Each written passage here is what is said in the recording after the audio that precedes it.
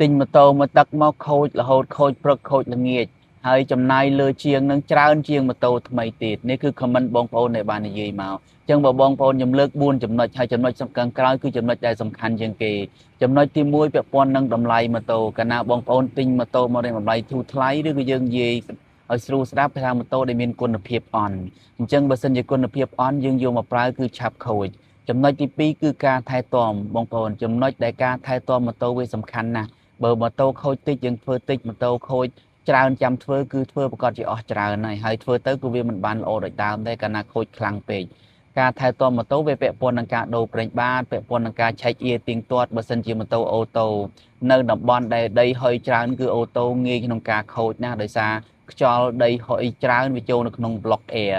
ការថែទាំម៉ូតូសំខាន់ណាស់បងប្អូនចំណុចមួយទៀតគឺនិយាយអំពីទីតាំងក្នុងការប្រើប្រាស់ឧទាហរណ៍ថាទីតាំងប្រើប្រាស់គឺផ្លូវមិនសូវល្អទេតាមជនបទតាមស្រុកស្រែអញ្ចឹងបងប្អូនយកម៉ូតូអូតូទៅប្រើអញ្ចឹងម៉ូតូអូតូវាអត់សមទៅនឹងទីកន្លែងនៅតាមជនបទតាមអីទេភាគច្រើនម៉ូតូអូតូយើងប្រើនៅក្នុងទីក្រុងក្នុងអីចឹងទៅវាល្អចំពោះក្នុងការប្រើប្រាស់និងមួយទៀតនឹងភាគច្រើននៅតាមជនបទគឺអត់សូវសម្បូរជាងដែលបកកាយធ្វើអូតូទេព្រោះអូតូវាពាក់ព័ន្ធជាមួយនឹងប្រព័ន្ធ scan វាពាក់ព័ន្ធជាមួយនឹងប្រព័ន្ធ check ប្រព័ន្ធអីហ្នឹងជាងគាត់អត់សូវចេះទេជាងភាគតិចណាស់ដែលគាត់ចេះចំណុចចុងក្រោយដែលសំខាន់បំផុតគឺនៅលើជាងតែម្ដងអញ្ចឹងបើសិនជាម៉ូតូយើងខូចជាងអត់សូវច្បាស់ទេរាវយកខ្ញុំក៏ធ្លាប់ជួបបទពិសោធន៍ដែរគឺម៉ូតូខូចតែ boozy ទេគឺទីអតិថិជនពុះម៉ាស៊ីនម៉ូតូខូចតលកាមទេ PCX ហ្នឹងខូចតលកាមធ្វើអស់តែជាង10000ទេទាជាងនឹងគាត់ទាពុះម៉ាស៊ីនយកតម្លៃ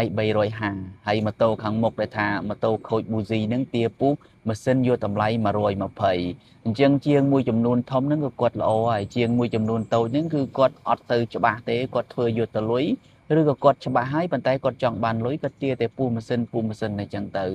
ហើយជាងមួយចំនួនគាត់ចេះច្បាស់លាស់របស់គាត់ជាងមួយចំនួនតូចក៏អត់ចេះទេគាត់រាវយកអញ្ចឹងកាលណាធ្វើម៉ូតូដោយរាវយកប្រកាសជាម៉ូតូនឹងគឺខ្ទេចខ្ទីគ្មានសល់ទេបងប្អូនអញ្ចឹងបើសិនជាយើងចង់ស្វែងរកជាងដែលល្អយើងគ្រាន់តែក្នុង Facebook យើងផុសចូលក្នុងក្រុមទៅមានជាងណាដែលបកកាយធ្វើម៉ូតូនេះបកកាយធ្វើម៉ូតូនោះអញ្ចឹងទៅជាពិសេសជាងអូតូគឺរៀងពិបាកតិចនៅតាមតំបន់ដាច់ស្រយាលអញ្ចឹងទៅ